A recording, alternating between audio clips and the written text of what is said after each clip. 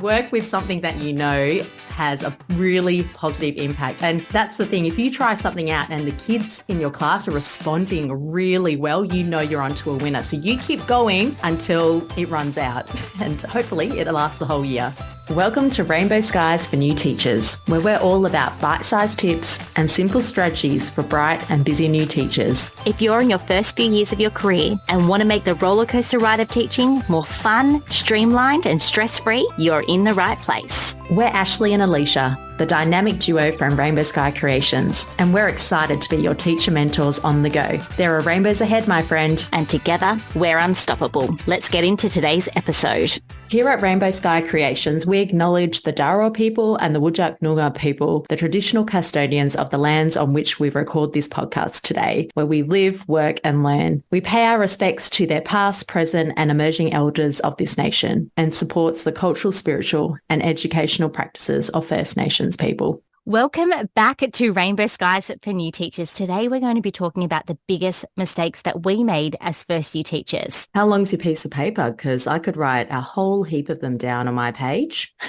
As could I. Mistakes I made in my first, second, third, fourth, 10th year. I think if we're making mistakes, we're still learning, right? 100%. It's part of the process. I heard recently in a Facebook group, it was a business Facebook group, and they were talking about learnings, failures and learning. Like, what did you learn from your failure? And I think we are all about learnings over here. You have a flop, made a mistake. Okay, but what did you learn from it and what can you do to make it easier for yourself or better for the students in your class? Yeah, and don't beat yourself up over these mistakes. I mean, everyone is always making mistakes. What's the Arabic word that you use all the time, Alisha, that we learnt in Dubai? Inshallah. And we say that to each other on a regular basis. We used to, if you don't know, we used to teach over in Dubai, and that's how Alisha and I met. There are some great Arabic words out there, but that is one that has stuck to our vocabulary because it just means, you know what, we'll get there. God willing, it will happen.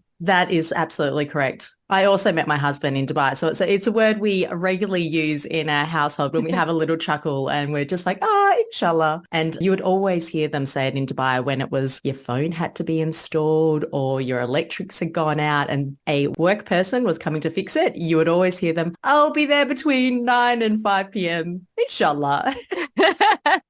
Meaning it could even be next week. Yeah. It was the worst trying to get your phone and TV and everything set up in Dubai. Yeah, part of the experience. Absolutely. It may be better now. Who knows? Inshallah.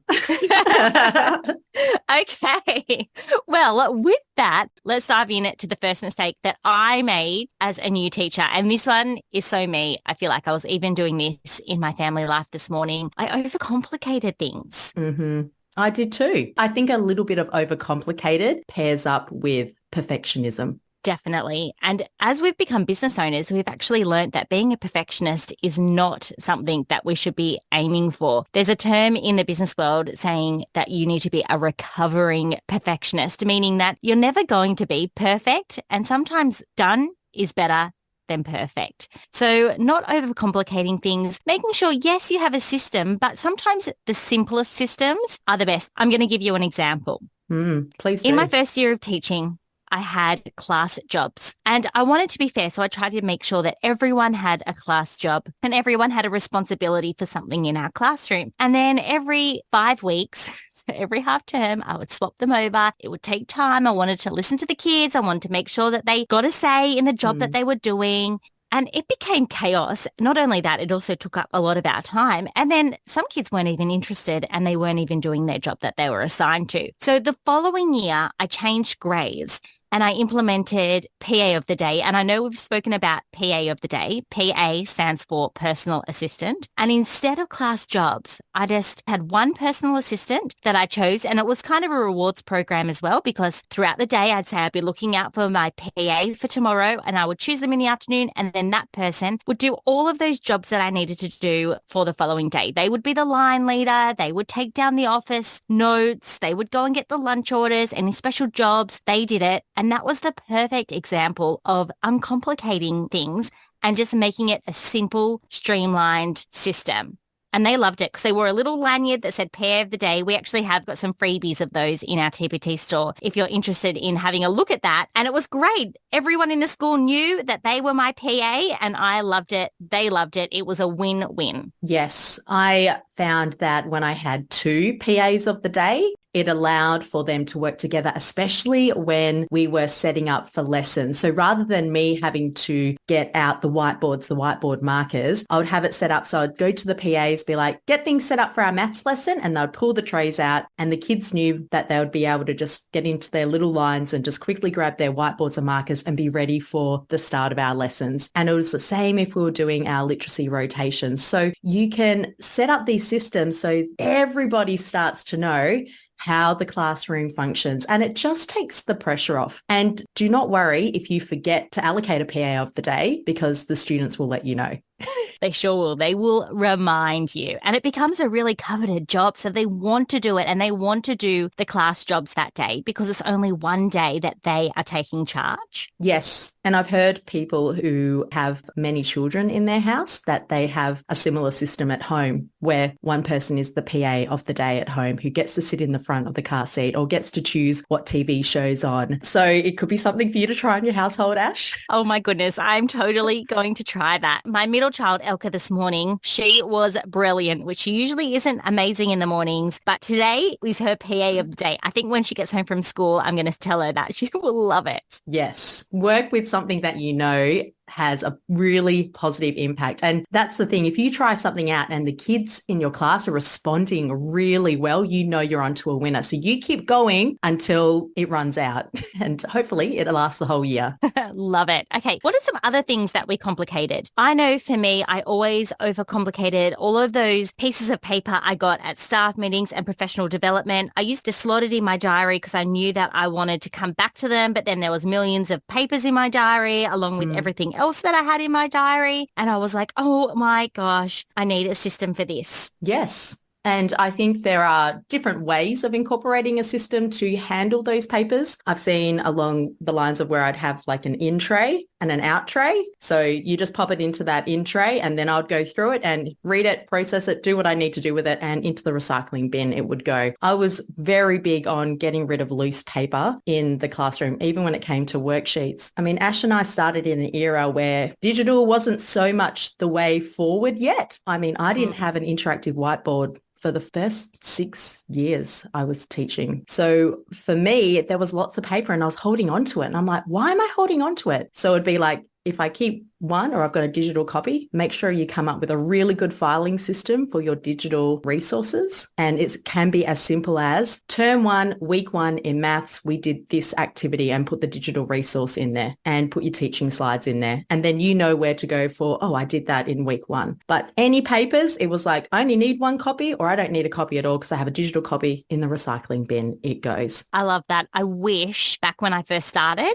it was more digital because I used to have big folders and that I'd have a maths folder and an English folder full of stuff, and people would give you bits and pieces and you think, oh, hold on to that, I might need it one day, but you'd forget that you had it. Yes. That is awesome. I agree. Getting rid of papers. The other thing that we created for ourselves a few years ago, which was a game changer, was we created this professional development diary, had it bound, and then we could put any notes that we went to professional development, pop all of those notes in that diary, highlighted the standards. So if we needed to go and log it for accreditation later, we could do that. And that was a massive game changer as well because everything was in the one place. Yes. And if you are really efficient and you really don't like paper, I'm going to be your digital voice here. I know in WA, we can go straight onto our teacher portal and we can log the PD straight away. So if you're taking notes on your laptop, but you also want to log that PD, get into the habit as well of going straight into your teacher profile and putting in, the name of the speaker, what the topic was, what outcomes we are covering, 2.1, 3.4, whatever it may be. And you can even like tick the little box that says, have you got evidence? And you'll be like, yep, I've got notes that I've taken and I'm going to save that Google Doc or that Word document as the name of whoever was presenting that PD, or put the date in that title. So if you go to search for it, you can find it. So I think as well, when we're thinking about overcomplicating things, make it really simple with what you're saving your file as. Like in your head, what are you going to remember this as? So if it's like addition problem solving questions, then write that in as the document, like the grade level as well, and then pop it in your folder where it goes. So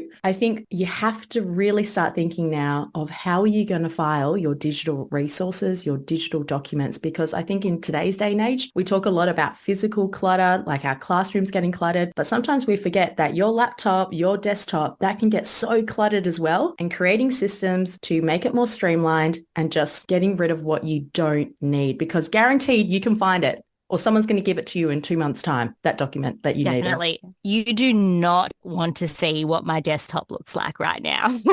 I would say I'm a pretty organized person. I've got folders and everything on my desktop, but all of those screenshots, there is just stuff everywhere. I need to have a good digital cleanup. You do. Do you think you could describe how your special system for screenshots on a podcast, Alisha? Yes. Alisha has this amazing hack, everyone. This is if you have a Mac. Apologies if you have Windows. So if you've got a Mac and you go onto the top of your toolbar, I've got my little Finder window up, and up the top it says you got the little Apple icon, Finder, File, Edit and View. Click on View and you will see the fifth option down should be Use Stacks. Now, if you click on Use Stacks, what it's going to do is you can group all the similar documents. So if you've got all these screenshots, it's going to put all the screenshots into a pile and you'll see them. And at the moment, I've got all my PDFs, I've got all my images, I've got all my documents. And what it does is it just brings them all into one big stack. So it clears your desktop up immediately. It's amazing. Alisha has taught that trick to a few other people we know, and years later, I'm not kidding, they are still talking about it. It's a good one. It's easy and it's a good one. So to our fellow Mac lovers out there, give it a try. So talking about putting things into stacks, what about when the kids run into the classroom first thing in the morning and there's permission notes due and there's notes that they need to give you and they start thrusting things at you? Yes, donations for Crazy Sock Day. What do you do with it, Ash? Yeah, there is just things coming at you. I think when you teach the younger grades, this happens more and more. Simplified solution for this is I grab a letterbox. You may have seen ours on TikTok or Instagram. We've put our name on it, but the kids post whatever they need to give to you, whether it be a note, a permission note, money, anything. They pop it in there and then you can go through it all at one time. And this is going to save it coming to you so you'll be able to focus on the children and settling them in. But it will also stop a whole heap of things just landing on your desk in any order, things going missing. Thank goodness lunch orders are all online these days. Yes. Teachers don't need to worry about those anymore. The No. paper bags with the money falling out.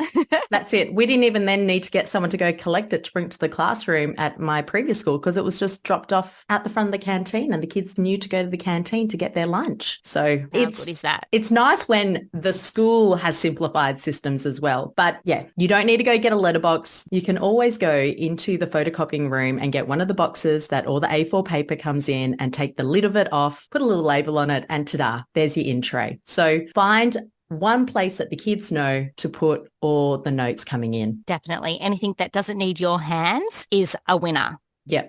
And if you got donations coming in like they did a lot at my school, I felt like twice a term we had donations happening. You can get your PA to collect up all the coins and go drop it off at the office straight away. Done. Perfect. Okay, here is something that gets really complicated in primary schools, and we're going to need your wisdom with this one, Alisha. Reading groups. It takes time to get it all set up, and we will do some episodes on reading groups in time to come. But what about when reading groups take so long to plan? Yes, they do. And reading groups can mean anything in terms of like your literacy groups or rotations. So you want to set up a system where you are planning your reading groups once a week, or you could even be a bit cheeky and do it once a fortnight. So you find a time in the week, I would allocate a dot period and you get your timetable up and you jot down, this is what my 5 groups are working towards. We're focusing on decoding words. And I would go up to wherever our reading books were stored and I would go and get 2 sets of reading books for that fortnight. So we would focus on 1 book for the week and then another book for the next week. And even if you're teaching the older students, you might find that for a literacy rotation, you'll have the same book, so it might be a short novel, for a 2-week period. So then you pick activities that you know are going to keep your students engaged and practicing concepts and skills that they've already been exposed to when they're not working with you over that 2-week block. Or if you prefer, you can do it for that 1-week block and see what your kids find interesting. And then the following week, you just pull those 2 activities out and use them again. But keep it simple by not overcomplicating how many activities. Your students don't need new activities every single day. They just need games and activities that are going to consolidate their learning, and that repetition is going to be so much more beneficial for them, for it to stick and for them to learn that skill. Absolutely. Repeated practice. If you take anything away, it's repeated practice. It's really important for them to work on that skill, but it also saves you in giving those detailed instructions every time you set up your reading groups or your literacy groups. The students are going to know what to do, and that is part of the battle. You want your students to know what they're doing. You want them to be working independently. You want them to be learning, and you want them not to be bothering you while you're reading or working with your small group. So choosing activities that they're familiar with, choosing activities that they know is a really great way to get around all of that. Yes. And we will definitely talk more about this because we could talk about it for a long, long time. So when you're looking at creating any sort of activities for continual rotations, pick 5 to 8 that you know are going to keep your students engaged over a fortnight period and use them in your rotations. And you'll probably find that there are going to be a couple of activities you chose that are going to be following through for the next fortnight. So don't overcomplicate it. Keep it simple for yourself and for your students. Definitely. One thing that I always love to do from time to time, and this can go with any grade really, kindergarten as they get a little bit more proficient, but year 1 all the way through, give the students a little post-it note at the end of the week and say, what was your favorite activity this week in our rotations? And just get them to jot down whatever activity they liked the best. And that will give you a really good idea of what they really enjoyed. And it's great to put things that they really enjoy back into the rotation. And you can always change it up a little bit. So it may be silly sentences. And then the next time you're making sure that they're writing silly sentences with adverbs, for example. Yes. Build on the layers. But leading into the next one, when you've got reading groups or literacy groups or maths groups, you find that you have a lot of stuff that you need students to be able to access. And I found in my first few years, equipment, manipulatives, they were kind of everywhere. I didn't really have a great system for accessibility to those resources. So I found that the best way to go about it was making sure that everything that we needed to use on a daily basis had a home. How did you go about this in your classroom, Ash? Definitely. I feel like this is so important because otherwise you end up just doing it all yourself. And our teacher brains are pretty important. I mean, we can do great things with our brains. We can think about lessons on how to teach students. We've got differentiating ideas in our heads. We don't need to be using our time cleaning up after the students. So what I like to do is organize and set up my shelves and cupboards exactly how I want them. And I make sure that they're not too cluttered without too much stuff on them, which can be hard in a classroom. And then I take a photo and put that on the inside of the cupboard door or next to the shelf so the kids can actually see what the expectation is. So when it's time for things to go away, at the beginning, you're going to have to say, the counters go in that section, check the photo. And the kids can have a look at the photo and see exactly where it goes and how it needs to be placed. And that way you don't get random things put away, but also when someone comes in and takes your class, they can see the expectation as well. And they can see exactly how it needs to look, where it needs to go, and things get put back in the correct place because there's nothing worse than trying to start a lesson and then you can't find the dice. Yes. And having a label on the box or the container like dice and include a little graphic for those students who may need it. So then you can be like, Miss, I found all these dice under the table. Instead of them coming up to you going, where do I put it? They go, oh yeah, I know where they are because we always put them over here. And here's my little label and image and I found it. I used to do the same for pots on students' desks because we had flexible seating. So I had a pot. It was actually a remote control container I found at the amazing Daiso store, which has finally just arrived in Perth. How long has that taken? because we would have our whiteboard markers and pencils and erasers and scissors and glue sticks. But for some reason, students just found it really hard to put it in the right section. So underneath, I had put a photo of what it looked like and stuck it underneath on the table. So if they lifted it up, they could see, oh, that's the pot. Oh, and that's where the pencils should go. So at the end of the day, when we were tidying up, it'd be like, quick, each group, make sure your pencil pots are all organized. And they would look at the picture and quickly put everything in the right spot. I always found there was at least one person on each table who was just a bit of a neat freak. And they loved to make sure everything was organized. And they would be like, yes, I'm onto this, miss. And they would tidy it up and would be ready for the next day. Because I don't know about you, it's like at home. I like to start the day with a clean kitchen. So, at the end of the day, you'll tidy everything up. So when you wake up, you're ready to rock and roll. And the same is for your classroom. So don't overcomplicate it and get your kids helping you with the whole process because it's everybody's classroom, not just the teachers. Yeah, it's a shared space. Mm-hmm. Everyone should be contributing. All right. Speaking of students, when they're away and they want a copy of missed work or they lost a worksheet from the day before or they missed their homework, it's gone missing, we need a system for that because as we spoke about before, we want less paper, but we want students to be able to help themselves, like what we were just saying. Mm-hmm. That's right. So I've tried many systems, but I learned this particular system from a partner that I worked in a job share with. And she would just have a plastic envelope folder and have the term on it, term 3 or term 4. And she would just put every spare inside that particular folder. She'd keep it for the following year just in case she needed to go back to it. But it was only one folder and then she would get rid of it. So anything that the students needed, any spares and anything, it was always kept in that folder. And it was great for the teacher next door who maybe hadn't taught that lesson yet, hadn't got enough copies or a student had made a mistake. She would just go and grab out the spares from that folder. It was super simple. We've got a picture of that on our blog. It might be a little bit hard to visualize, but basically just imagine a plastic sleeve or a plastic folder that just everything goes into, every single thing. It just goes on top of each other. So it's kind of in consecutive order. Yes. I had to chuckle when you said she kept it until the following year.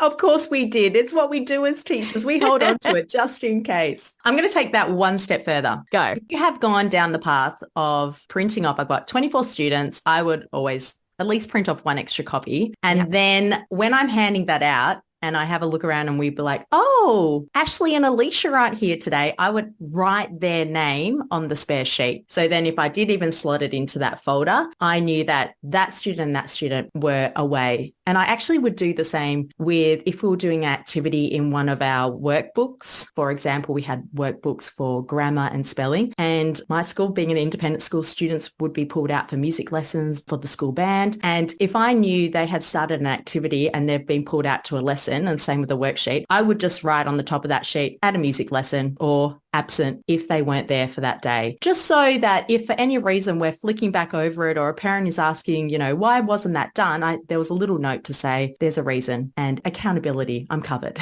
I love that idea, especially if you're working at a school with kids coming in and out, even if they're coming in and out because they're working with an intervention teacher or reading recovery. There's lots of different reasons why kids may be popping in and out. Yes. And I always found for me that if it was my class, I love doing a lot of rotations. When I'm prepping these reading groups, I would have already slotted in the activity sheets or revision or comprehension questions they're going to do in their little octopus folder. And if I pull that out and saw, oh, they weren't there that day while I'm marking the other kids, I would write their name on the top. So the following day, if they come back to school, they knew, oh, I can do this activity and the other activity that I missed out on yesterday. So it just allowed for allowances and made sure kids who did come in and go, hey, miss, I wasn't here. What did I miss? You could go, oh, just find your worksheet with your name on it. Off you go. That's great. All right, let's turn this around now and talk a bit about student goals and how to uncomplicate setting goals with your students. Oh, put your hands up if you've set up goals at the beginning of the term and haven't looked at them again with your students.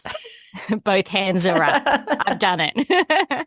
I have been there. And you know what? If you're listening to this and you're thinking, that's me, we're getting towards the end of the year, we've set goals, we haven't really done anything about them, please don't worry. It happens. But this tip will help you when it comes to next year and setting student goals. Yes. The first thing is to keep it simple. Keep your goals simple and specific. But we found that the best way to follow through on goals was having it visually available for students. And and for the teacher. So we created these little, what we call growth mindset slips, but they're name tags inbuilt with a little spot to put a sticky note for students to have their goals. And we found it was always more powerful when students would allocate the goal for themselves. Remember, think of the SMART acronym: specific, measured, attainable, relevant, and timely. So we want to set a goal that they should be able to accomplish within a short period of time. Think 2 to 3 weeks. So if you're in class and you've been focusing on sentence writing, the goal could be that you want them to be able to have correct punctuation at the beginning and the end of a sentence. And half your class might go, yeah, I need to work on that. And you might have another little group who go, I want to get better at writing more complex sentences in my writing. And that could be their goal. And they jot it down on their sticky note and they're like, I am, or I will be able to, da, da, da, da. And then when you're doing all these activities and you're like, okay, my whole class has set a writing goal, you look over their little shoulders and go, oh, great. Look, you started your sentence right. And then you just put a stamp on that posted note. So you know that you're affirming that that goal that they've set for themselves, they're making progress. The other great thing about having a little sticky note on their name tag on their desk is that you can change that up every time they reach that goal. And I think sometimes, well, I know I've made this mistake. I don't want to speak on behalf of all teachers, but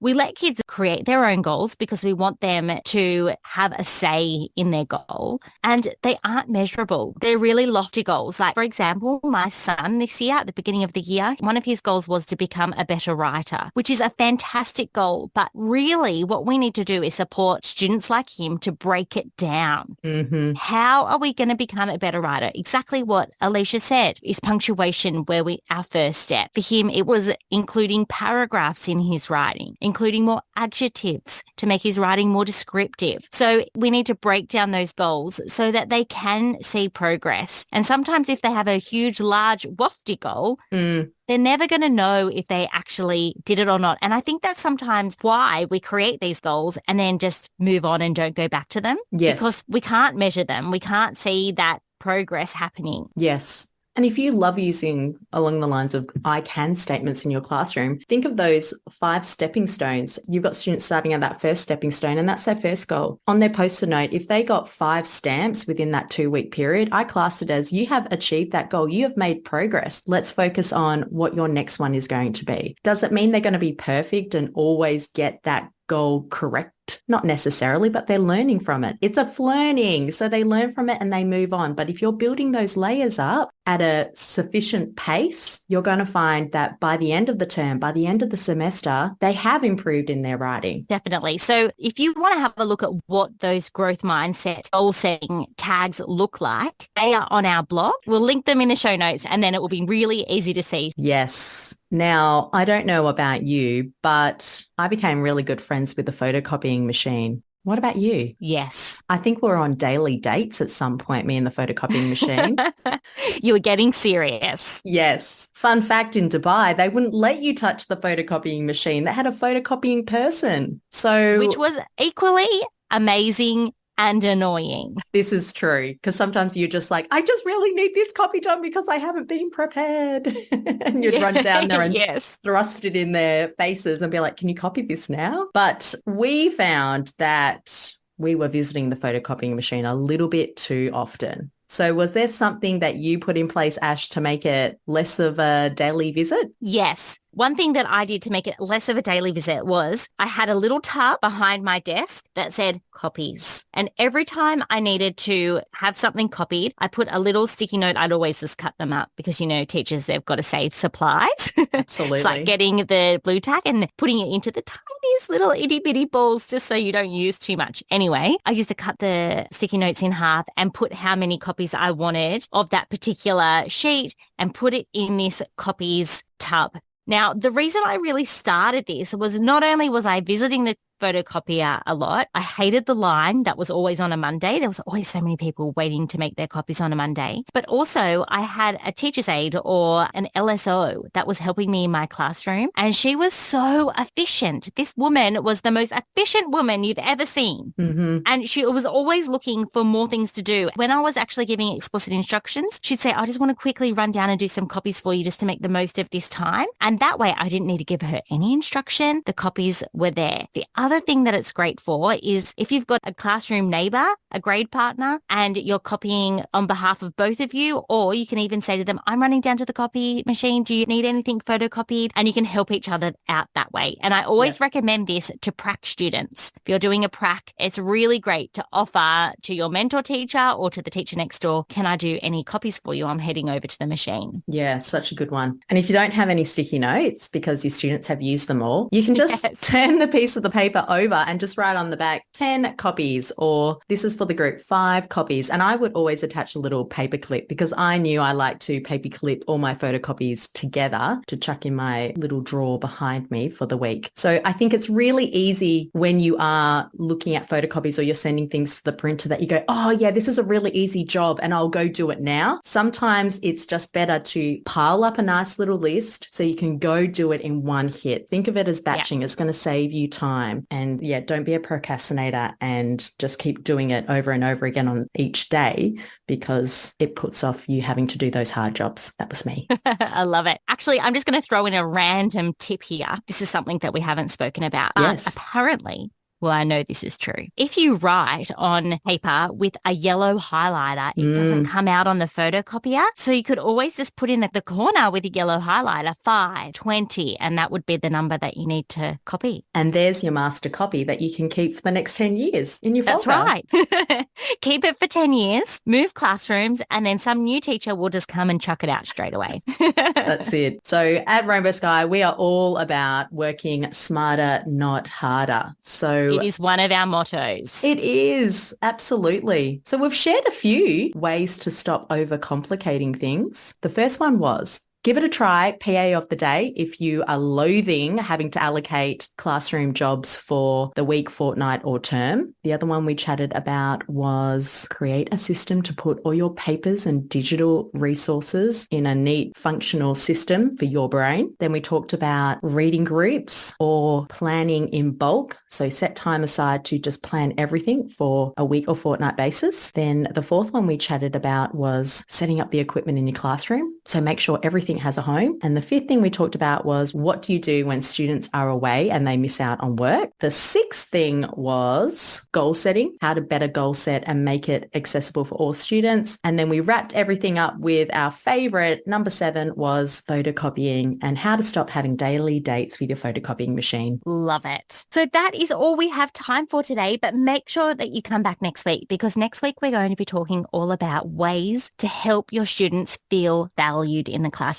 We've said it before, but our students need to feel safe and secure in order to be ready to learn. That is totally correct. And if you've loved this episode, don't forget to subscribe, rate and review to stay updated with our latest episodes. And you can always send us a message through our social media because we love having a chit chat. We sure do. So until next time, there are rainbows ahead, my friend.